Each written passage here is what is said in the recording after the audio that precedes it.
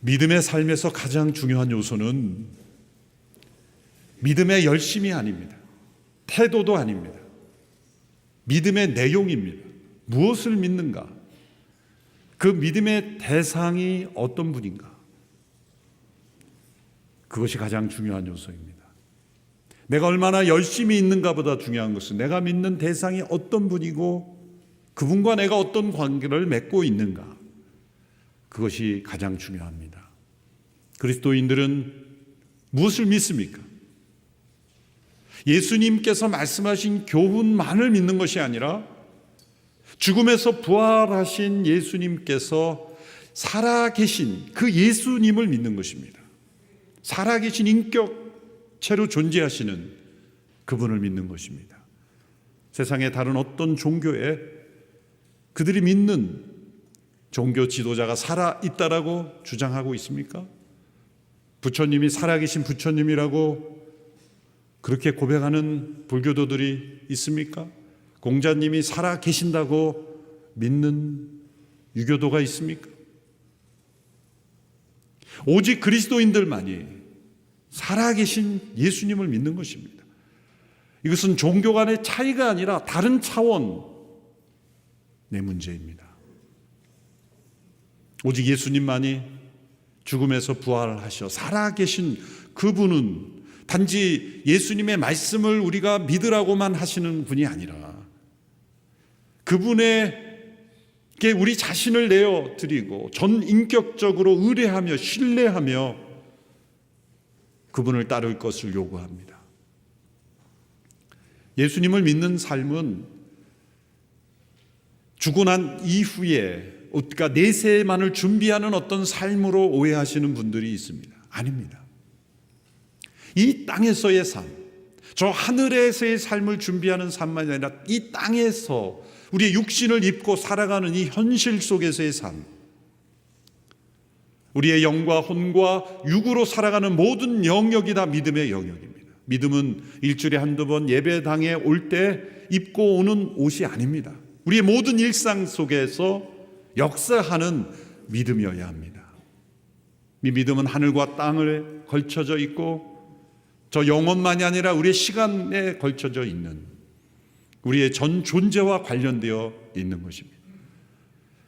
믿음으로 사는 것이란 무엇입니까? 여러분들에게 누군가 질문하면 여러분 뭐라고 답변하시겠습니까? 그냥 웃고 넘어가서는 안 됩니다. 믿음으로 사는 것이란 목회자에게 물어보십시오 라고 대답해서도 안 됩니다. 여러분은 믿음으로 사는 삶을 뭐라고 답변하시겠습니까? 그것은 예수님을 믿는 삶이죠. 예수님을 믿는 삶이란 어떤 삶입니까? 오늘 사도 바울의 갈라디아서를 통하여 그 자신의 고백을 통하여 우리는 예수님을 믿는 삶이란 어떤 삶이라는 것을 정확하게 알 수 있습니다. 그것은 바로 예수님과 연합되는 것입니다. 예수님과의 연합되는 것.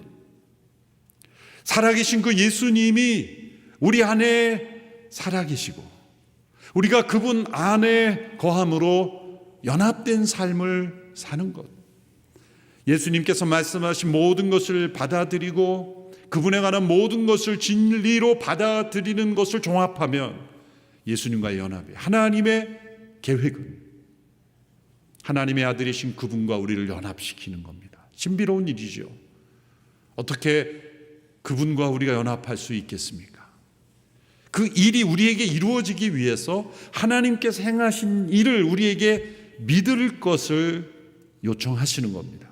오늘 사도 바울의 갈라디아서에 나타난 자기 자신의 이 고백을 통해 우리는 세 단계의 믿음의 내용에 대한 믿음을 요청받습니다. 첫 번째 단계는 예수님의 죽음을 통하여서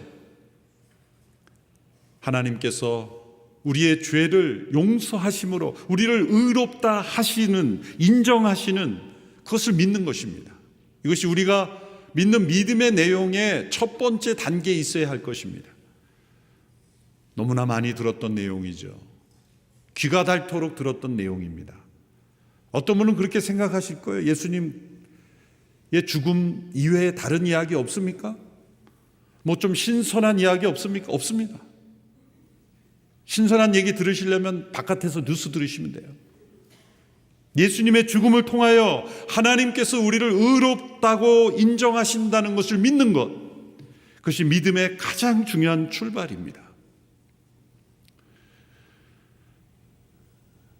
사도 바울이 우리가 함께 살펴본 이 갈라디아서를 쓸 때 앞서 지난주에 2장 1절에 14절에 베드로를 책망했습니다. 그것은 베드로의 위선에 대한 책망이었죠. 안디옥이라는 도시에 와서 함께 이방인들과 식사를 나누다가 예루살렘에 온 유대인들이 오자 슬그머니 자리를 피한 것을 책망했습니다. 왜 책망했습니까?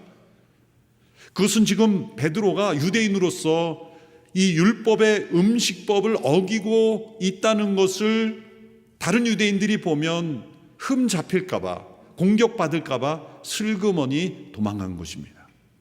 아직도 베드로에게는 이 율법의 음식법, 여러 의식법을 지키지 않는 것에 대한 죄책감이 있었던 것이고, 그것을 다른 유대인들이 지적할까 봐 두려웠던 것입니다. 바울은 그것을 공격한 겁니다. 그것은 위선이다. 복음의 진리를 올바로 믿고 있지 못한 모습이다. 당신 안에 참된 믿음의 내용이 무엇인가 확신이 없는 것이다. 그렇게 베드로를 그 위선을 책망하면서 십자가의 죽음을 통하여 값없이 우리를 의롭다 하시는 그 믿음을 확실히 해야 된다라고 베드로를 교훈하는 맥락입니다. 그래서 2장 16절에 보면 아주 긴 문장이지만 이런 말씀을 우리에게 남겼습니다. 그러나 사람이 의롭다고 인정받는 것이 율법의 행위로서가 아니라 예수 그리스도를 믿음으로 되는 것을 알기에 우리도 그리스도 예수를 믿었습니다. 이는 우리가 율법의 행위로가 아니라 그리스도를 믿음으로써 의롭다고 인정받으려는 것입니다. 율법의 행위로는 어떤 육체도 의롭다고 인정받을 수 없기 때문입니다. 한 구절인데 한 문장이고 매우 긴 문장이죠. 그런데 여기에 반복되고 있습니다. 율법의 행위로는가 아니다, 그리스도를 믿음으로써다, 그리고 의롭다 인정받는다. 이 세 문구가 계속 반복되고 있어요. 사도 바울이 문장이란 원래 짧고 간결하게 중복됨이 없이 쓰는 것이 좋은 문제라는 걸 몰라서 이렇게 반복한 게 아니에요. 강조한 겁니다.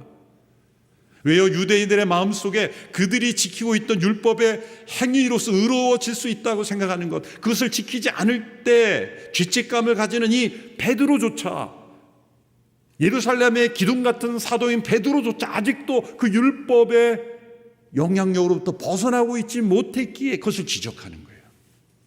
율법의 행위로 우리가 의로워질 수 없다는 걸 모르냐? 알지 않느냐?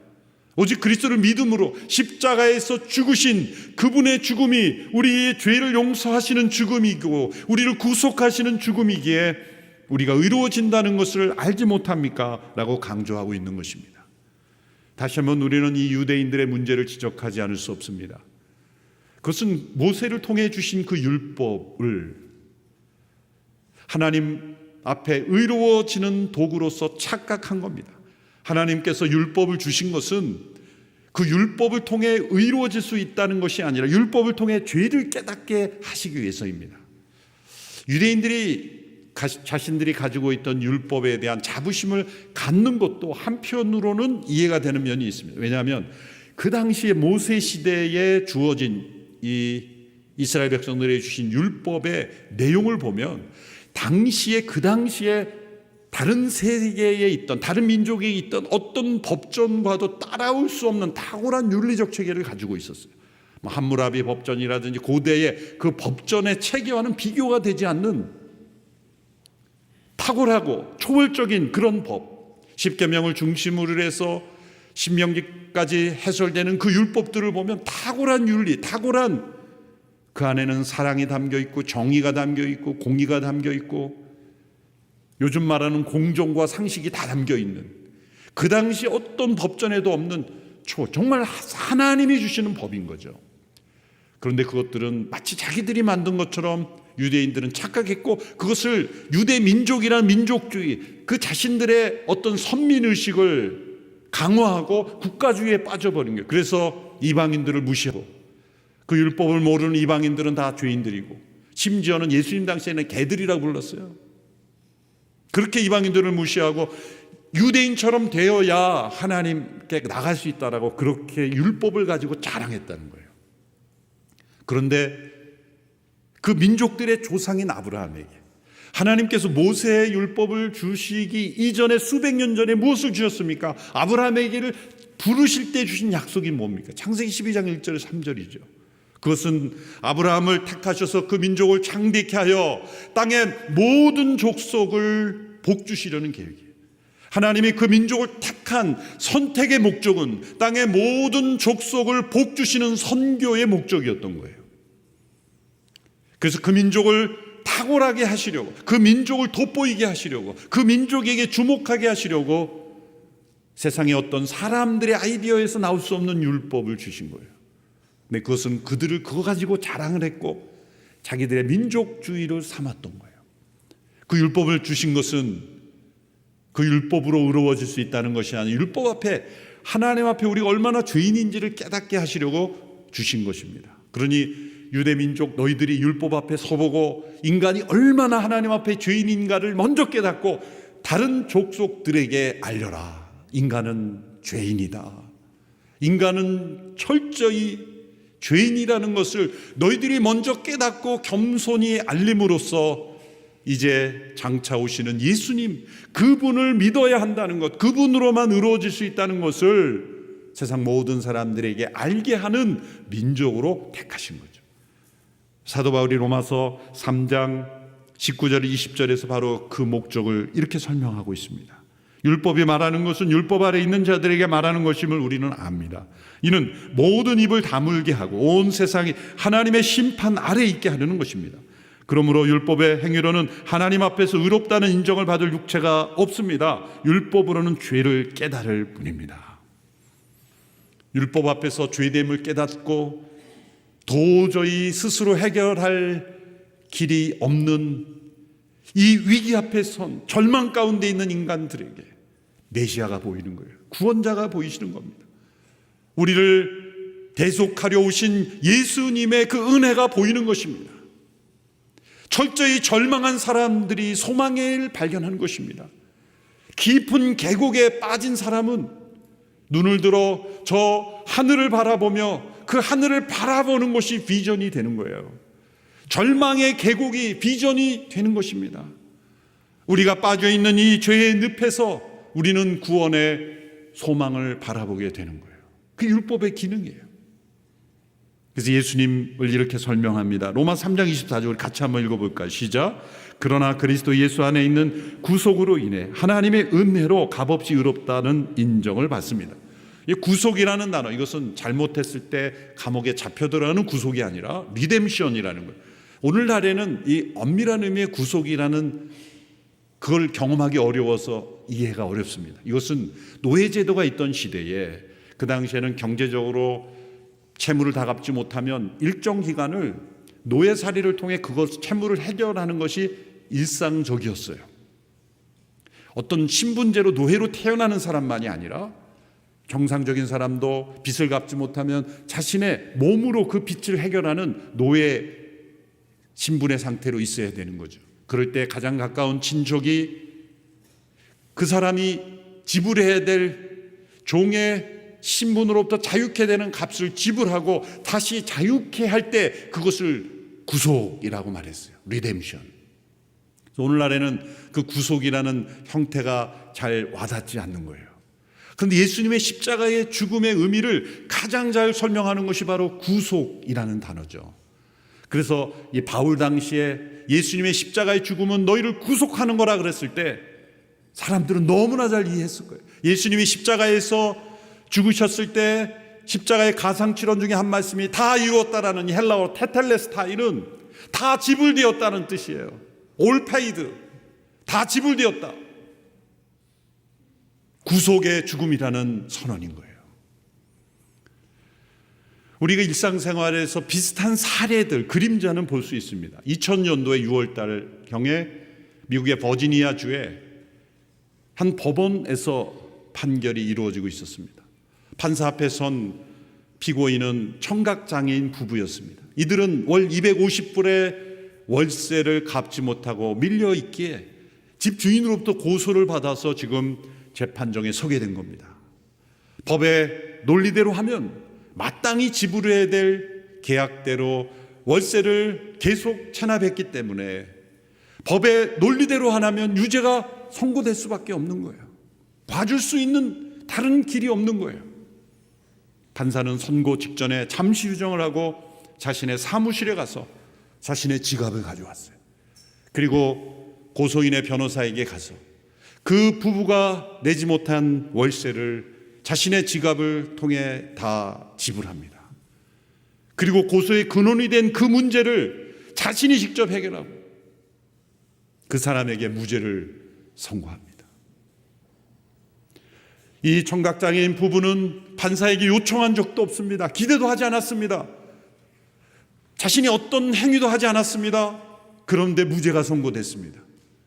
그것은 판사가 자신을 희생함으로 그 비용을 지불해 주었기 때문이에요. 이것이 오늘날 우리가 경험할 수 있는 구속의 한 그림자예요. 예수님의 십자가의 죽음으로 인하여 우리가 하나님의 심판 앞에 심판받아 마땅한 유죄받고 죽음에 처하는 판결을 받고 실행되어 마땅한 우리들이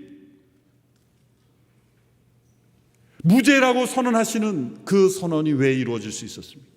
우리의 죄값을 예수님의 십자가에서 지불하셨고 다 이루었다라고 선언하시고 죽으신 예수님의 죽음으로 우리가 치러야 될 죄값을 지불하셨기 때문에, 구속하셨기 때문에 이제 하나님은 우리를 의롭다 선언할 수 있는 법적인 근거를 가지게 되신 거예요. 여러분, 우리의 믿음 속에 이것이 늘 살아있어야 돼요. 만일 이것 외에 다른 어떤 것으로 신앙생활을 할 수가 없습니다. 예수님과의, 하나님과의 올바른 관계에 서 있을 수가 없어요. 아무리 교회에 열심히 봉사하고 활동해도 이 첫 번째 믿음의 내용이 무너지면 우리의 신앙은 무너지는 거예요. 그런데 교회 역사를 보면 이것을 무너뜨린 사례가 너무 많아요. 중세의 교회가 그걸 무너뜨렸죠. 로만 캐톨릭이 그걸 무너뜨렸죠.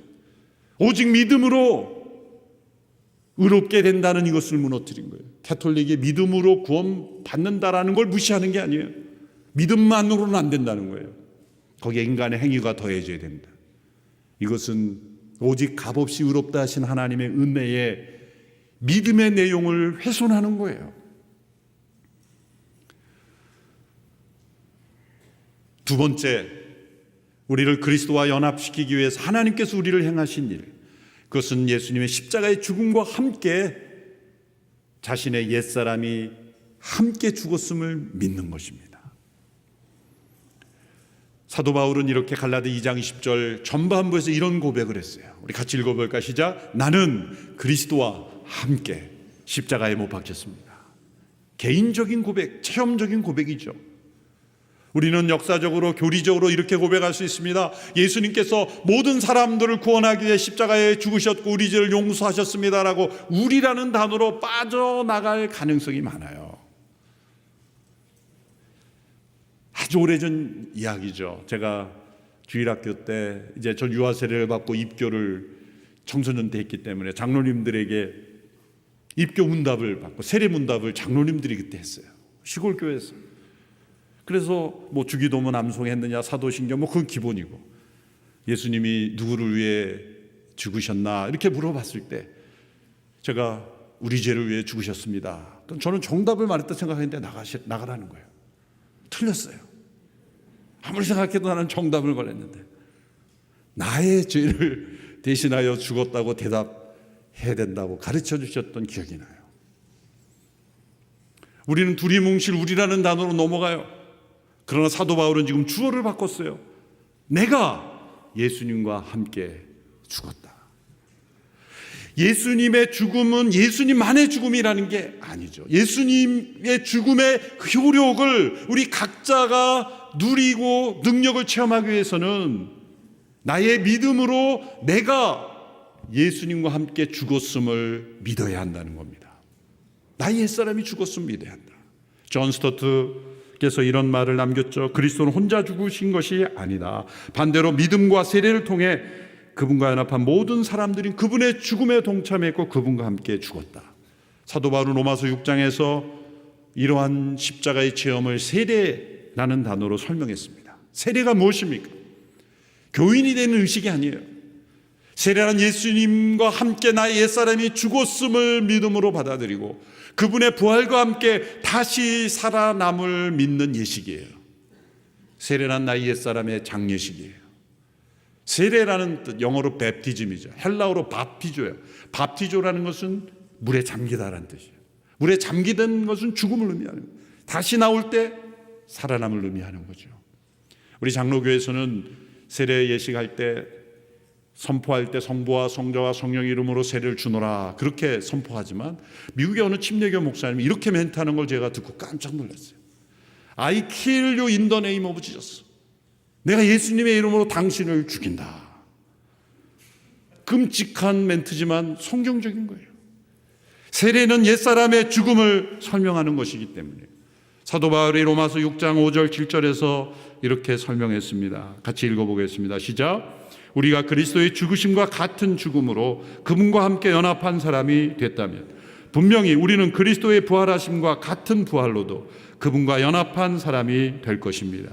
우리의 옛사람이 십자가에 못 박힌 것은 죄의 몸이 멸해져 우리가 더 이상 죄의 종이 되지 않게 하려는 것임을 압니다. 이는 죽은 사람은 이미 죄에서 벗어났기 때문입니다. 이것은 우리의 죄를 대신한 그 예수님의 죽음이 나에게 능력으로 그 효력이 발생하기 위해서 필요한 믿음이라는 겁니다. 그것은 예수님의 죽음과 함께 나의 옛사람이 함께 죽었음을 믿어야 하는 거예요. 다른 누가 해주는 게 아닙니다. 사도 바울처럼 내가 나의 옛사람이 예수님과 함께 죽었습니다. 이건 믿음의 선포예요. 그래서 로마서 6장 10절에서 11절 마지막에서는 이렇게 멘트로 마무리 짓고 있습니다. 같이 읽어보겠습니다. 시작. 그리스도께서 죽으신 것은 죄에 대해 단번에 죽으신 것이요 그분이 사시는 것은 하나님께 대해 사시는 것입니다. 이와 같이 여러분도 자신을 죄에 대해서는 죽은 자요 하나님께 대해서는 그리스도 예수 안에서 산 자로 여기십시오. 마지막 단어가 중요합니다. 여기라. 여기라는 것은 거짓을 사실로 만들어 할 때 여기다라는 게 아니에요. 그건 속이다죠. 여기다라는 건 사실대로 여기는 거예요. 예수님의 죽음은 나의 옛사람을 함께 죽인 죽음이라고 여기는 것, 그것이 믿음이라는 거예요. 참된 믿음은 사실을 사실로 여기는 거예요. 사실을 사실로 주장하는 것이 믿음입니다. 예수님의 죽음이 나의 사람이 죽음이라는 것을 믿고 여길 때 놀랍게 그 죽음의 능력이 나타나요. 여러분이 죄로부터 유혹을 받고 세상에 시험이 옵니까? 이렇게 선포해 보십시오. 사도 바울처럼 나의 옛사람은 십자가에서 죽었다. 놀랍게 믿음의 선포를 하면 모든 유혹이 떠나가요. 사도 바울이 그래서 그 고백을 한 거예요. 나는 죄에 대하여 율법에 대하여 세상에 대해서 죽었다. 죽은 자는 아무런 영향을 받지 않습니다.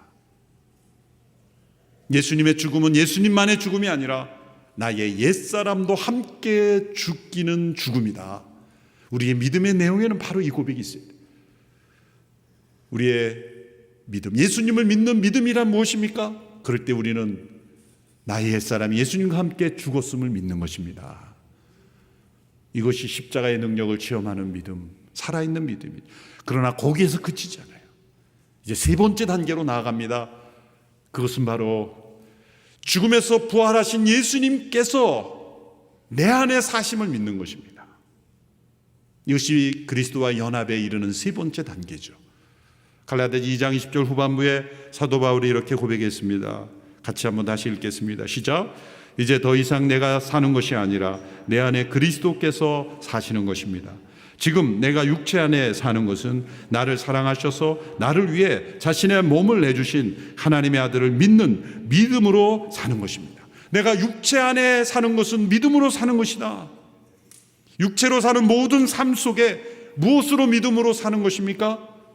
그리스도께서 내 안에 사심을 믿은 삶으로 사는 것입니다. 이것이 하나님의 계획이요 우리가 믿는 삶이라는 정체입니다. 그리스도께서는 죄 가운데 거하실 수가 없어요. 죄가 처리돼야 돼요. 나의 옛사람에 머무실 수가 없어요. 옛사람도 죽어야 되는 거예요. 우리의 옛사람이 십자가에 못 박혀 죽을 때 놀랍게 죽음에서 살아나신 부활의 생명이 우리 가운데 새 생명을 태어나게 하시는 거예요. 그래서 그리스도께서 내 안에 거하실 때는 나의 옛사람에 머무시는 것이 아니라 새 사람, 새 생명 가운데 그 그리스도께서 임하시는 거예요. 그래서 우리 안에 새 생명을 탄생하게 하시는 거예요. 우리는 끊임없이 옛사람의 영향력으로부터 벗어나야 하므로 옛사람이 죽었음을 간주하고 그렇게 여기고 선포하며 우리 안에 내주하시는 예수님을 날마다 고백하며 살아가야 합니다. 그리스도인의 삶의 목표는 자아실현이 아니에요. 세상은 자아실현이 목표지만 그리스도인의 삶의 목적은 자아실현이 아니라 그리스도 실현이에요.